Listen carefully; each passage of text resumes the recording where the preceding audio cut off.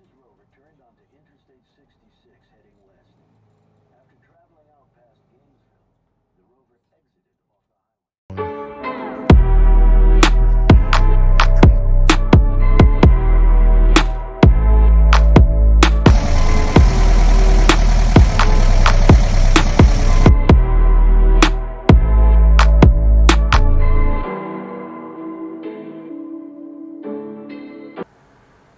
Hey, YouTubers, it's Goat again with another edition of my Daily Driver Chronicles, telling you guys what's going on with the Rufus since I've been driving him daily. So, one interesting thing that happened when I got to work one morning, and I get there around 4:45 in the morning, let's say. I shut off my headlights. You'll notice that my headlight switch is missing.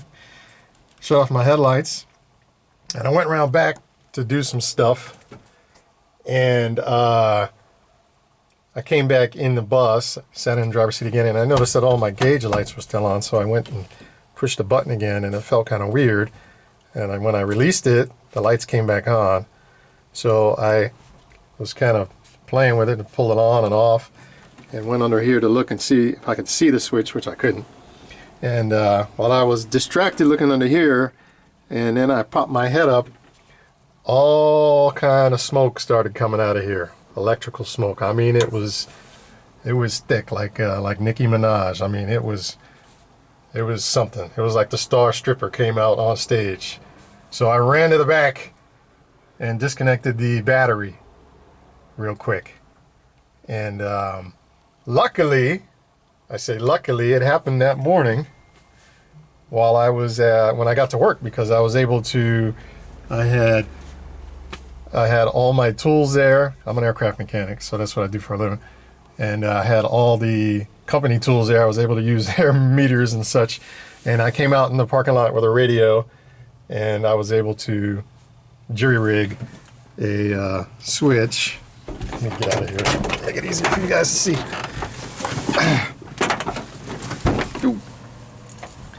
I was able to jury-rig a switch.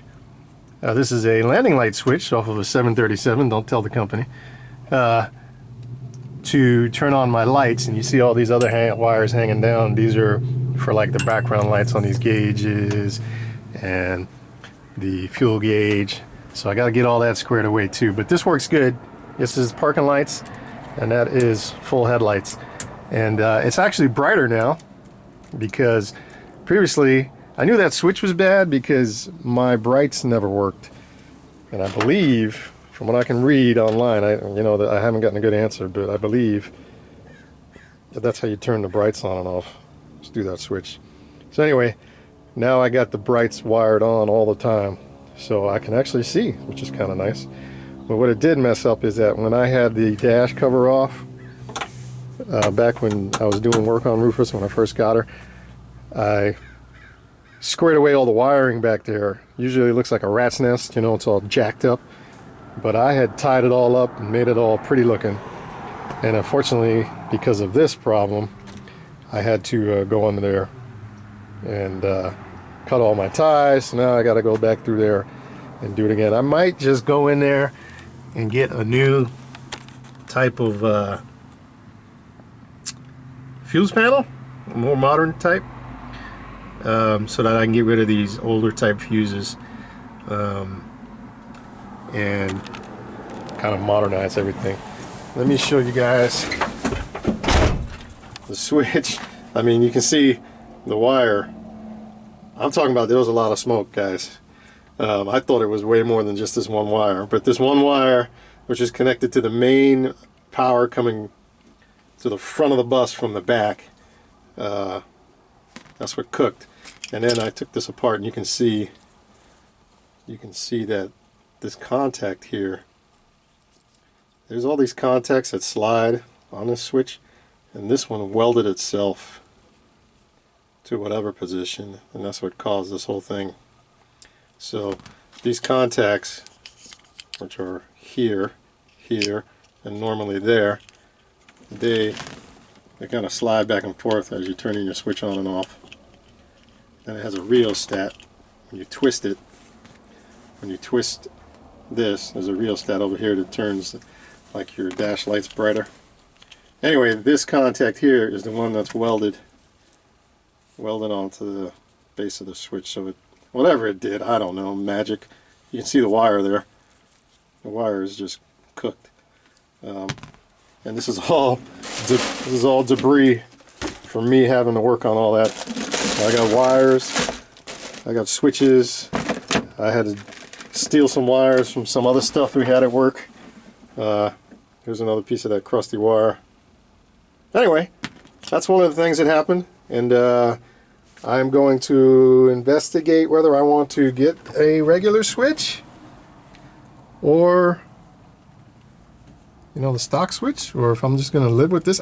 This is temporarily taped up here, as you can see. So, but I can very easily put this switch in this hole. So, you know, I don't know. We'll see. So anyway, that was one of the things. I'll let you know about the other one here in a little bit. Daily driving, man.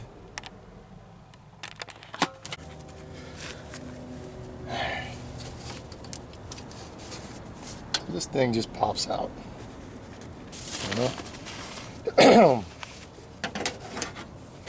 And then I just take my dipstick.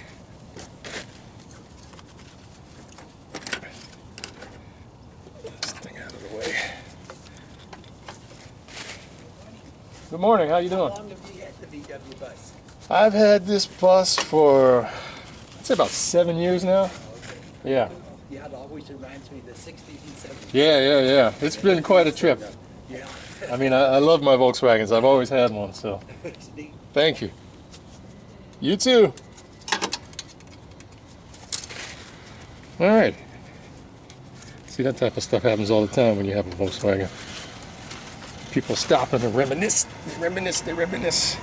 So as you can see, I don't know if you can see that, but my oil is relatively clean, and it's right above that first line, so it is low.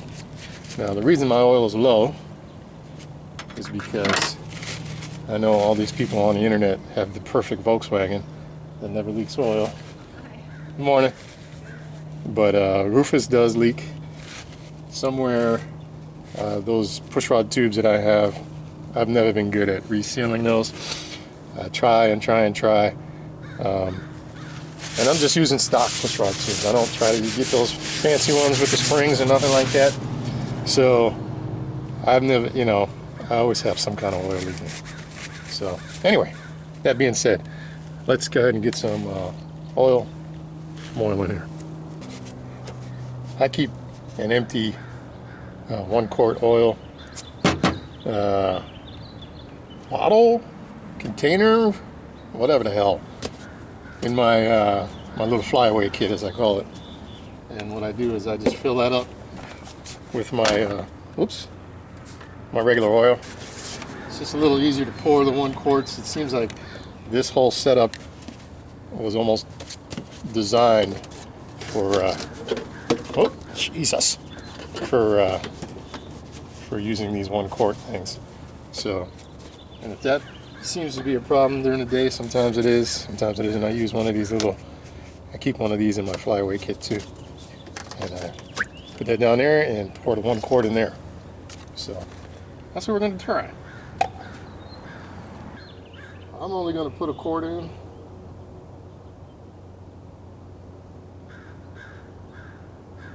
I mean, it doesn't hold much oil anyway. So I'm going to put 1 quart in, and that's a quart more than it had before.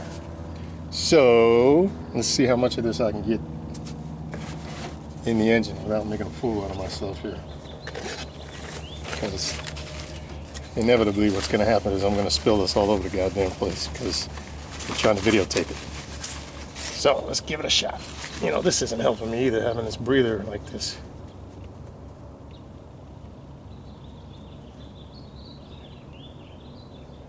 Yep. Oh, yep. See? See that?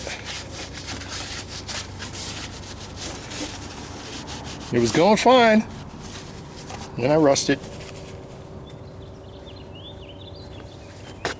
All right, let's try it again. Die.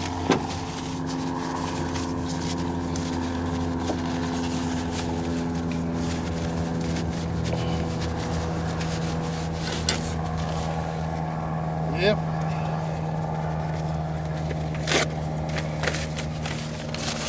It's me making a mess, see? I gotta pour this slow. You know, when we're working on, we're adding oil to the engines, the airplane engines, the jet engines, specifically 737s. The newer engines are better. You can pour the oil pretty quick.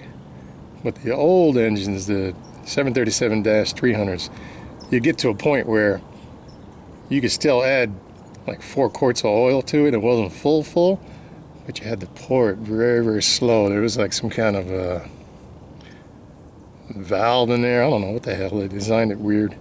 So you'd pour like 4 quarts in relatively good speed, but then the last 4 you had to pour in like extremely slow. It was a pain in the ass.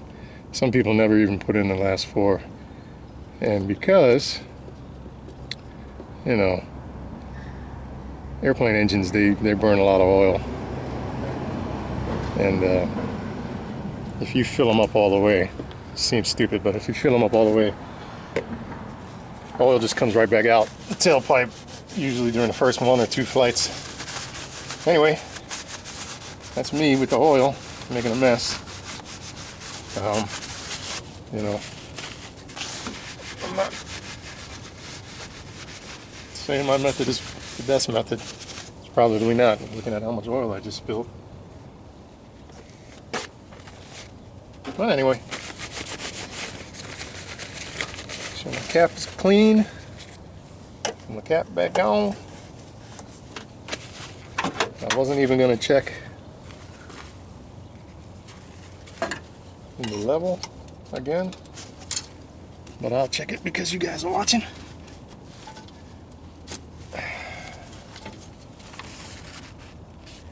It's right just below that top line, which actually is probably pretty good, but anywhere between those 2 lines is supposed to be good.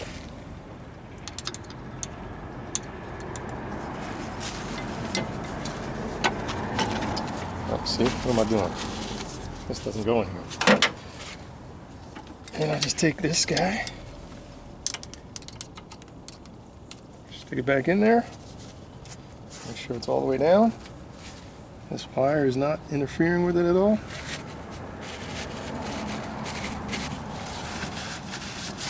And that's all she wrote.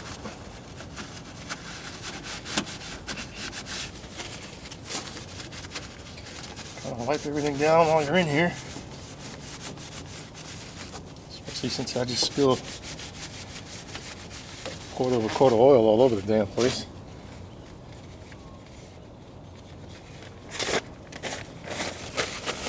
That's it.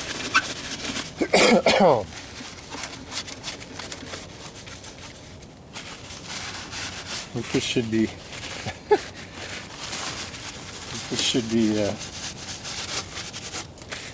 nice and happy about all that. Let me show you one other thing that's been going on since I've been daily whatever, using her every day. Stand by. Okay, so a couple things. This, I don't know if you guys watched my seat video, but this thing is working great. I know it doesn't look fantastic, but it's very, very comfortable. Anyway, that's not why I brought you in here. You can still see all the remnants from my little electrical fire that I had. Still in there. I haven't cleaned that out yet. All those junk on the floor, which was from me. I had all the wires under the dash nice and tied up in nice bundles and looking good because I'm aircraft mechanic. That's just the way we do it. And I had to cut all that garbage open. So now it's all again. So I'll have to go in there and fix it. But there is another thing happening that Rufus is doing to me, and that is the brake fluid. So let me put the seat up. I don't know if you guys can see, but this thing is empty. So my brake fluid is disappearing. I don't have any leaks at any of the wheel cylinders. But I'll fill this thing up. The line is still full, I can see.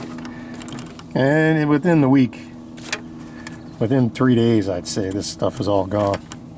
So I'm not quite sure. I read on the internet and it said that it's probably going into the brake booster, which I don't know. I happen to have a new brake booster, which I bought because I thought it was leaking, and it turns out it wasn't leaking.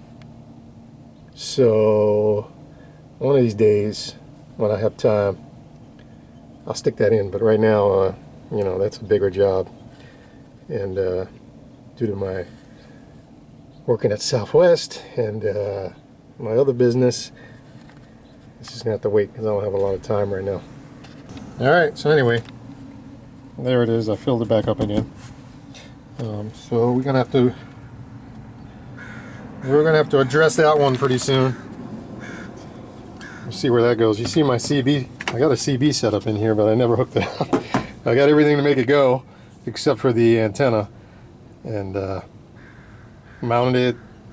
I just never wired it in, and I never remember to do it because it's behind the seat. So anyway, push the old seat back.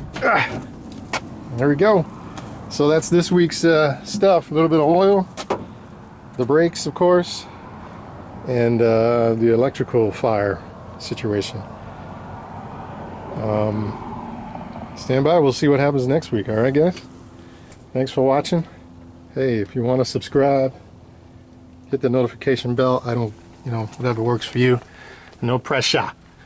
I'll talk to you guys later. All right. Peace out.